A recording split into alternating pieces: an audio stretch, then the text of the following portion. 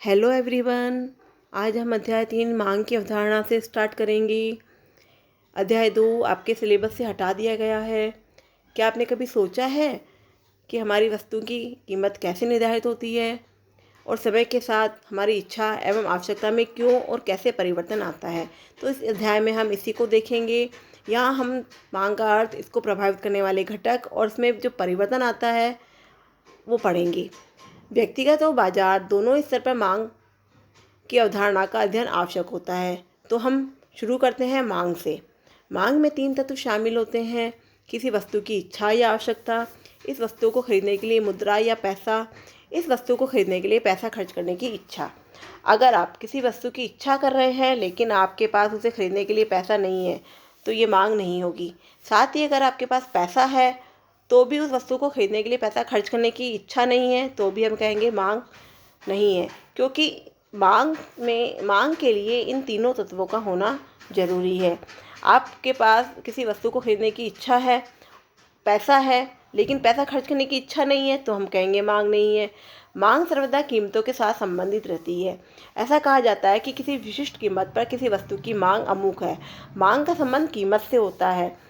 जब कीमत ज़्यादा होती है तो मांग कम होती है और जब कीमत कम होती है तो मांग ज़्यादा होती है। कीमत से तात्पर्य मांग प्रति इकाई समय से है। मांग को निम्न प्रकार से परिभाषित कर सकते हैं कि किसी दी हुई कीमत पर किसी वस्तु की मांग उस मात्रा से है जो कि उस नियत समय पर उस दी हुई कीमत पर खरीदा जाएगा। मांग का संबंध समय से होता है। अगर गर्मी का मौसम है तो आइसक्रीम की मांग ज़्यादा होती है और सर्दी के मौसम आते ही आइसक्रीम की मांग कम हो जाती है। तो हमने देखा कि मांग का संबंध समय से भी होता है। मांग से तात्पर्य उन वस्तुओं की मात्रा से है जो उपभोक्ता विभिन्न कीमतों पर खरीदने के लिए तत्पर रहता है। एक उपभोक्ता कीमत के दिए हुए होने पर कीमत कम या ज़्यादा जो भी है उन कीमत पर कितनी वस्तुओं की मात्रा खरीदता है वह उसकी मांग कहलाएगी। मांग की अवधारणा के साथ स्थान, समय व कीमत तीनों आते हैं। तो मांग का संबंध इन तीनों के साथ होता है। अब हम पढ़ते हैं बाजार मांग। प्रत्येक बाजार में किसी वस्तु के अनेक उपभोक्ता होते हैं। एक उदाहरण के द्वारा इसे समझाया गया है कि अनार की कीमत 60 रुपये प्रति किलोग्राम है। तो उपभोक्ता ए उसकी मांग 4 किलोग्राम करता है और वहीं उपभोक्ता बी उसकी मांग 3 किलोग्राम करता है। हम ये मान लेते हैं कि अर्थव्यवस्था में ये दो ही उपभोक्ता है जो 60 रुपये प्रति किलोग्राम अनार की कीमत पर बाजार मांग दोनों उपभोक्ता द्वारा मांगी जाने वाली अनार की मात्रा का योग होगी। तो जो उपभोक्ता ए है वह उसे मांग रहा है 4 किलोग्राम और जबकि उपभोक्ता बी है वैसे खरीद रहा है 3 किलोग्राम। तो इन दोनों ही का योग 4 + 3 = 7। तो हम कहेंगे कि जो 7 किलोग्राम है वह बाजार मांग है।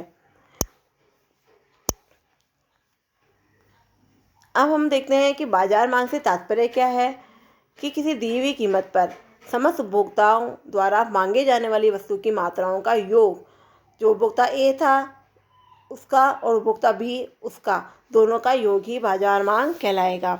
किसी उपभोक्ता की वस्तु की मांग अनेक कारक, यहाँ उपभोक्ता की जो वस्तु की मांग होती है उसके कारक दिए गए हैं, जैसे वस्तु की कीमत, उपभोक्ता की आय, उपभोक्ता की रुचि और अधिमान। अधिमान का अर्थ होता है पसंद।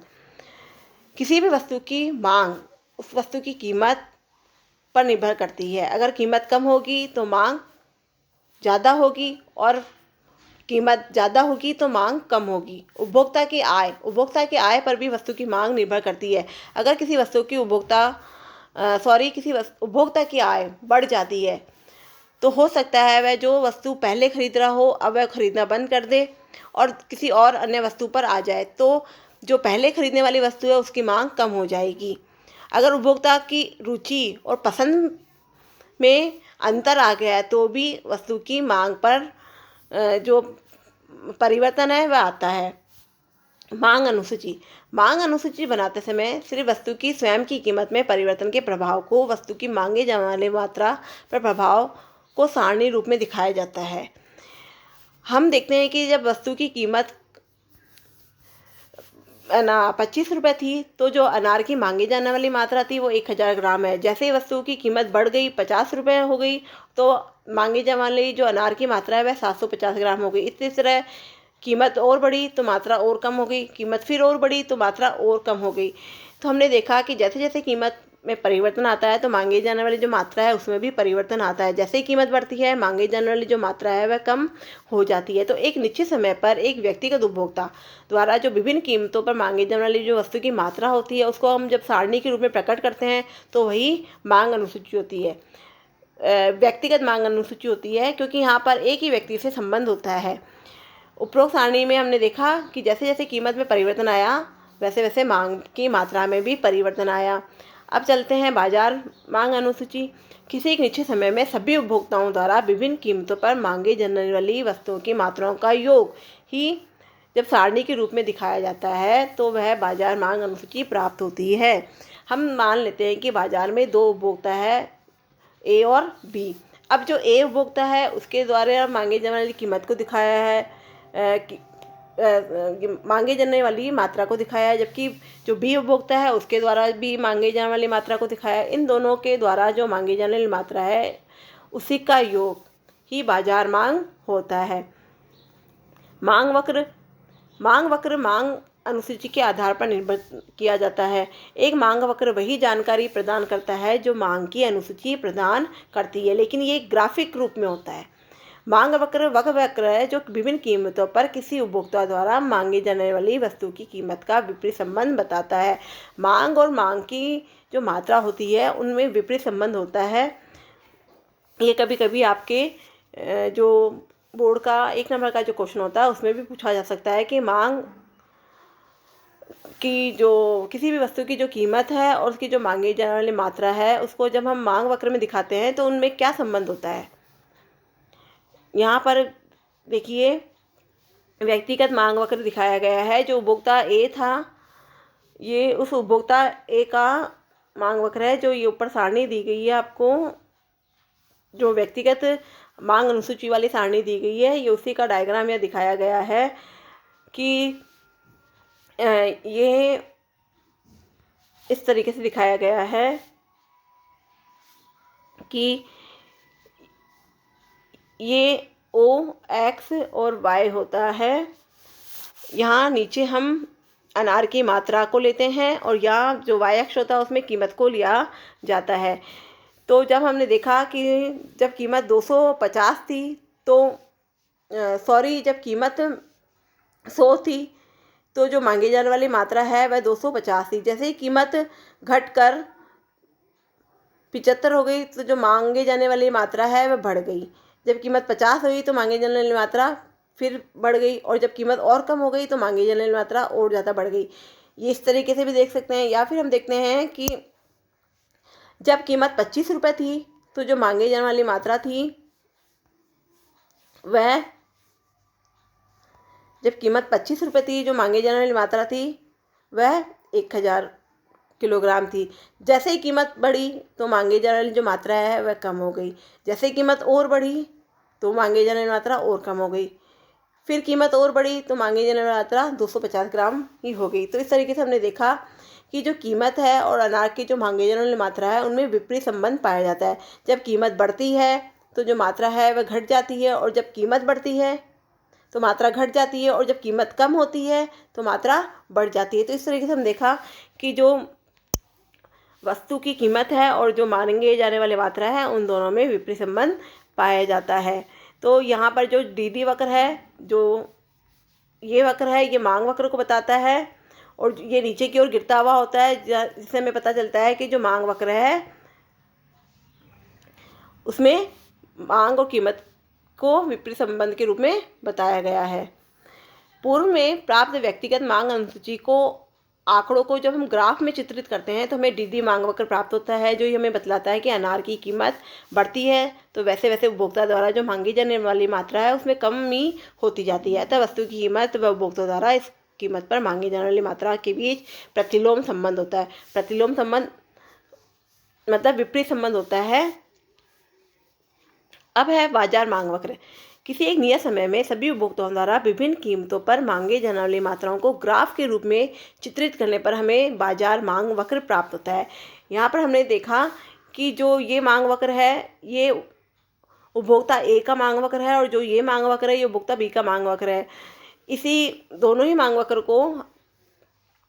को हम जो व्यक्तिगत मांग वक्र है उसके अनुसार बना सकते हैं। और जो इन दोनों मांग वक्रों का योग जो सारणी 3.2 में दिया गया है, जो ये वाली सारणी दी गई है, इसको जब हम दिखाएंगे, इसको हम यहाँ दिखाएंगे, इसको हम जब यहाँ दिखाएंगे तो हमें बाजार मांग वक्र प्राप्त होता है। तो ये जो मांग वक्र है वो उपभोक्ता ए और बी का योग है, जो सेम व्यक्तिगत मांग वक्र की जैसे ही बनेगा, जो भी यही दिखाएगा कि जैसे जैसे कीमत बढ़ती है तो मांग मात्रा कम होती जाती है, और जैसे जैसे कीमत घटती है तो मांग मात्रा बढ़ती जाती है। अब हम पढ़ते हैं मांग के निर्धारित तत्व। मांग के निर्धारित तत्व निम्न है। वस्तु की स्वयं की कीमत। जब वस्तु की स्वयं की कीमत पर मांग की मात्रा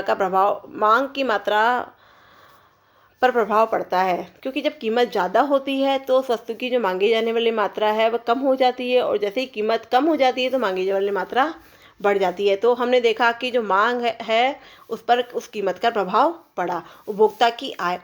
अगर उपभोक्ता की आय 100 रुपये है तो मान लीजिए वह डालडा घी खाता है, तो उस समय डालडा घी की मांग बढ़ी हुई है। जैसे ही उपभोक्ता की आय बढ़ जाती है तो वह डालडा घी को छोड़कर देसी घी पे आ जाएगा। तो हमने देखा कि जब उपभोक्ता की आय बढ़ जाती है तो उपभोक्ता किसी दूसरी वस्तु की मांग करने लग जाता है।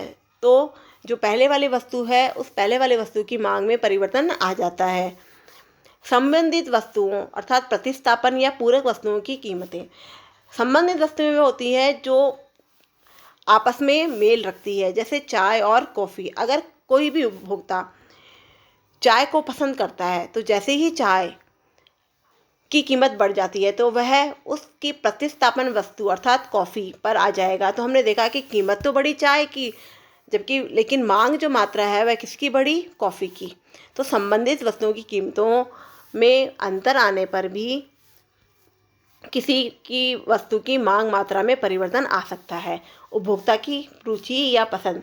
अगर उपभोक्ता की रुचि या पसंद में अंतर आ जाता है तो भी मांग की मात्रा जो पहले किसी दूसरी वस्तु की थी अब किसी और वस्तु की हो सकती है। भविष्य के बारे में उपभोक्ता की कीमत प्रत्याशाएं। अगर उपभोक्ता को लगता है कि भविष्य में किसी वस्तु की कीमत बढ़ने वाली है तो वो क्या करेगा? वह वर्तमान समय में ही उस वस्तु की मांग को बढ़ा देगा। जैसे मान लीजिए कि हमें लगता है कि भविष्य में सोने की कीमत बढ़ने वाली है और हमें सोना खरीदना है, तो हम क्या करेंगे कि भविष्य में खरीदने की तो छोड़कर हम वर्तमान में ही सोने को खरीद लेंगे। या हमें लगता है कि भविष्य में सोने की कीमत घटने वाली है, तो हम जब वर्तमान में खरीद रहे हैं तो हम सोचेंगे कि हम इसको भविष्य में खरीद लेंगे। तो भविष्य के बारे में जो उपभोक्ता की कीमत प्रत्याशाएं होती है उससे भी मांग की मात्रा में परिवर्तन आता है। इन सभी को यहाँ जो DN है वह तो उपभोक्ता की बाजार मांग है और इनका सबका परिवर्तन यहाँ दिखाया गया है। इस मांग फलन के रूप में जाना जाता है, जहाँ पे PN तो है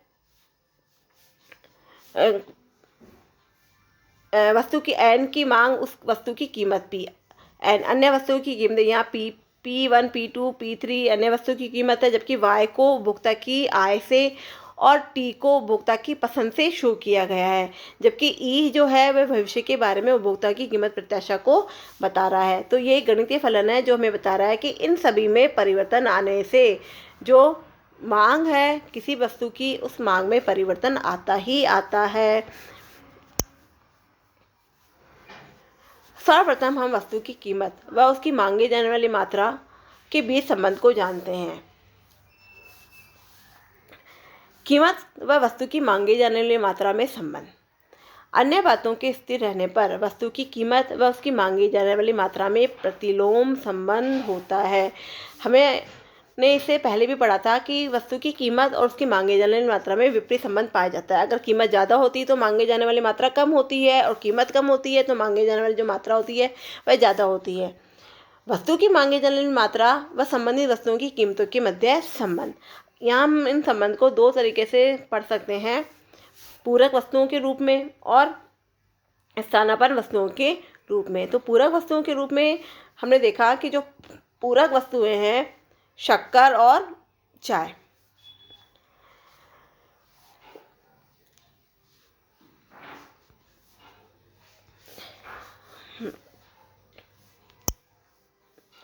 पूरक वस्तुएं हैं शक्कर और चाय। यहाँ शक्कर की कीमत OY अक्ष पर दी हुई है और जबकि OX अक्ष पर चाय की मांग दी गई है। तो जैसे ही शक्कर की कीमत बढ़कर, पहले हम इसको स्थिर मान लेते हैं, शक्कर की कीमत थी OP, शक्कर की कीमत थी OP, तो जो चाय की मांग है वो है OQ। शक्कर की कीमत यहाँ से यहाँ तक थी OP थी, तो चाय की मांग कितनी थी OQ। जैसे ही शक्कर की कीमत बढ़ी, शक्कर की कीमत बढ़कर हो गई OP1, तो जो चाय की मांग है वह घटकर कितनी हो गई OQ1, यहाँ से यहाँ। तो हमने देखा कि पूरक वस्तुओं पर भी मांग की मात्रा प्रभावित होती है। शक्कर की कीमत बढ़ने पर चाय की मांग कम हो गई। जैसे ही शक्कर की कीमत, ये देखिए ये एक DD मांग वक्र है, हम पहले यहाँ स्थिर है, जब शक्कर की कीमत P है तो हम Q मांग की चाय की मांग करते हैं। जैसे ही शक्कर की कीमत बढ़ जाती है तो जो चाय पीने वाले हैं वो लोग कम हो जाते हैं, तो चाय की मांग भी क्या हो जाती है, P1 से, जो P से P1 हो गई शक्कर की कीमत, तो चाय की मांग भी Q से Q1 हो गई। और जैसे ही चाय जो शक्कर की कीमत है वह घट जाती है, वह P से P2 हो जाती है, जो चाय की मांग है वह भी बढ़कर Q2 हो जाती है। तो हमने देखा कि जो पूरक वस्तुएं हैं उन पर भी मांग की मात्रा का प्रभाव पड़ता है। अब स्थानापन्न वस्तुएं, स्थानापन्न वस्तुओं का जो मांग वक्र होता है वह धनात्मक होता है, जबकि जो पूरक वस्तुएं हैं उनका जो मांग वक्र होता है वह ऋणात्मक होता है। ऋणात्मक होता है जो ऐसे नीचे की ओर गिरता हुआ होता है, जो ऋणात्मक होता है। और जबकि जो पूरक वस्तुएं होती हैं उनका मांग वक्र होता है धनात्मक। पूरक वस्तुओं में हम लेते हैं कॉफ़ी और चाय का एग्जाम्पल। हमने देखा कि जो पूरक वस्तुएं होती है उनमें तो मांग वक्र ऋणात्मक होता है, जबकि जो स्थानापन्न वस्तु होती है उनका जो मांग वक्र होता है वो इस तरह से ऊपर उठता हुआ अर्थात धनात्मक होता है। यहाँ पर जो कॉफ़ी की कीमत है वो P है, तो जो चाय की मांग है वो भी Q है। जैसे ही कॉफ़ी की कीमत बढ़ गई तो कॉफ़ी की कीमत बढ़ने पर क्या हुआ कि जो चाय की मांग है वो भी बढ़ गई, क्योंकि कॉफ़ी की कीमत बढ़ने पर जो कॉफ़ी पीने वाले लोग थे वह कॉफ़ी से हटकर कहाँ आ गए, चाय में आ गए। तो जो कॉफ़ी की जो कीमत बढ़ने पर जो चाय की मांग थी वह Q से Q1 हो गई। तो हमने देखा कि जैसे ही कॉफ़ी की कीमत यहाँ से यहाँ बढ़ी वैसे ही चाय की मांग भी यहाँ से यहाँ तक बढ़ गई। तो इस तरीके से जो मांग वक्र होता है वो धनात्मक होता है। तो ये पूरक संबंध को बता रहा है, पूरक वस्तुओं में संबंध को बता रहा है। तो वस्तुएं एक दूसरे की पूरक हो सकती है, जैसे टेनिस का बल्ला व टेनिस की गेंद, ईंटें व सीमेंट। तो टेनिस के बल्ले की जब कीमत बढ़ जाती है तो टेनिस की गेंद की मांग क्या हो जाएगी, कम हो जाएगी, क्योंकि एक वस्तु दूसरे वस्तुओं से जुड़ी हुई होती है। इसके अनुसार यदि टेनिस की गेंद की कीमत बढ़ती है तो उसकी मांग क्या होगी, कम होगी, तथा साथ ही अगर टेनिस के बल्ले की मांग भी क्या हो जाएगी, कम हो जाएगी, क्योंकि एक दूसरे की पूरक वस्तु है, एक के बिना दूसरी अधूरी है, इन दोनों को साथ ही खरीदा जाता है। तो पूरक वस्तुओं में मांग वक्र का ढाल ऋणात्मक होता है। इसके विपरीत एक दूसरे की स्थानापन्न वस्तुओं में होती है, जो हमें बताती है कि जब कीमत बढ़ती है तो एक ही कीमत अगर स्थिर रहेगी और दूसरे की कीमत हम बढ़ा देंगे तो दूसरी वस्तु की मांग कम हो जाएगी। जैसे चाय व कॉफ़ी, अगर कीमतें कॉफ़ी की बढ़ती है तो चाय की कीमत स्थिर रहती, तो हम कहेंगे कि लोग चाय की मांग बढ़ा देंगे, क्योंकि कीमत किसकी बढ़ी है, स्थानापन्न वस्तु कॉफ़ी की, जबकि चाय की मांग स्थिर है तो लोग कॉफ़ी पीने वाले भी चाय की मांग को बढ़ा देंगे और कॉफ़ी की मांग कम हो जाएगी। अतः स्थानापन्न वस्तुओं में मांग का वक्र जो होता है वह धनात्मक होता है। इसके बाद आता है मांग व आय का संबंध। जब उपभोक्ता की आय बढ़ती है तो सामान्य रूप से वस्तु की मांग भी बढ़ेगी। विलासिता की वस्तु इसके अंतर्गत आती है। ये एक बहुत अच्छा एग्जाम्पल है कि जब उपभोक्ता की आय बढ़ती है तो वो किन वस्तुओं को सबसे ज़्यादा खरीदता है? विलासिता की वस्तुओं को। अतः वस्तु की मांग व उपभोक्ता की आय के बीच जो संबंध होता है वह धनात्मक संबंध होता है। मान लीजिए कि जब उपभोक्ता की आय ये है और वह इन वस्तुओं की मांग करता है, जैसे ही उपभोक्ता की आय बढ़कर यहाँ से यहाँ हो गई, उपभोक्ता की आय बढ़कर यहाँ से यहाँ हो गई, मतलब इतना ऊपर हो गई, तो क्या हुआ कि जो वस्तु की मांग है वह यहाँ से यहाँ हो गई। तो हमने देखा कि जब उपभोक्ता की आय कम थी, जब उपभोक्ता की आय यहाँ से यहीं थी, तो वह वस्तु की मांग भी कम करता था। जैसे ही उपभोक्ता की आय बढ़ गई तो आय के बढ़ने से जो मांग है वह भी बढ़ गई। ये देखिए, जब उपभोक्ता की आय ये थी तो वह इतनी मांग करता था, जैसे ही मांग बढ़ी, उपभोक्ता की आय बढ़ी तो मांग भी बढ़ गई। तो हम देखते हैं कि उपभोक्ता के आय बढ़ने से जो वस्तु की मांगे जाने वाली मात्रा है वह भी बढ़ जाती है। कुछ वस्तुएं ऐसी होती है जिनकी मांग आय बढ़ने के साथ कुछ समय तक बढ़ती है और उसके बाद आय बढ़ने के बाद घटती है। ऐसा घटिया वस्तुओं में होता है, जैसे अनार, ज्वार, बाजरा व मक्का की मांग को हम इस तरह से देखते हैं जो कि घटिया वस्तु के अंतर्गत आती है। मान लीजिए कि पहले उपभोक्ता डालडा घी खाता था, अब उपभोक्ता की आय बढ़ गई, तो जैसे ही आय बढ़ गई तो आय बढ़ने से जो डालडा घी है उसकी मांग कम हो गई। अब उपभोक्ता डालडा घी से देसी घी पे आ गया तो देसी घी की मांग बढ़ गई। तो हमने देखा कि जो डालडा घी है वह घटिया वस्तु के अंतर्गत आया, तो घटिया वस्तु की मांग उपभोक्ता आय बढ़ने पर कम कर देता है और जो दूसरी वस्तु हैं, जो अच्छी वस्तु हैं, उनकी मांग बढ़ा देता है। इसके बाद है मांग का उपभोक्ता की पसंद से संबंध। वस्तुओं की मांग उपभोक्ता की रुचि और अधिमान पर भी निर्भर करती है। ये नए आविष्कार, विज्ञापनों आदि से प्रभावित होती है।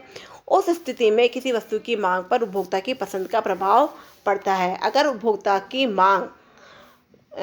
रुचि और पसंद में अंतर आ जाता है, मान लो कि उपभोक्ता ने किसी विज्ञापन को देखा और उस विज्ञापन से प्रेरित होकर वह जो पुरानी वस्तु है उसे छोड़कर वह किसी नई वस्तु पर आ जाता है, तो हम कहेंगे कि विज्ञापन ने उपभोक्ता की जो पसंद है उसमें अंतर ला दिया है। तो उस स्थिति में जो किसी वस्तु की मांग है वह बढ़ भी सकती है और घट भी सकती है। तो उपभोक्ता की पसंद का भी किसी वस्तु की मांग पर प्रभाव पड़ता है। भविष्य के बारे में उपभोक्ता की प्रत्याशाएं। अगर उपभोक्ता को ऐसा लगता है कि भविष्य में किसी वस्तु के स्टॉक में कमी होगी, जैसे अभी मैंने आपको सोने का एग्जांपल देके बताया था, तो वह क्या करेंगे कि उसकी वस्तु की जो मांग है वह वर्तमान में बढ़ा देंगे और उसके विपरीत अगर भविष्य में उनको लगता है कि कीमत कम होगी तो वह क्या करता है, वर्तमान में उसके उपभोग को घटा देगा। तो इसके अतिरिक्त कुछ ऐसे भी कारक होते हैं जो बाजार मांग को प्रभावित करते हैं, जैसे किसी देश की जनसंख्या का आकार व संरचना। अगर आकार व संरचना का जो आकार है वह छोटा हो जाता है तो मांग कम हो जाएगी, और अगर बड़ा है तो मांग बढ़ेगी।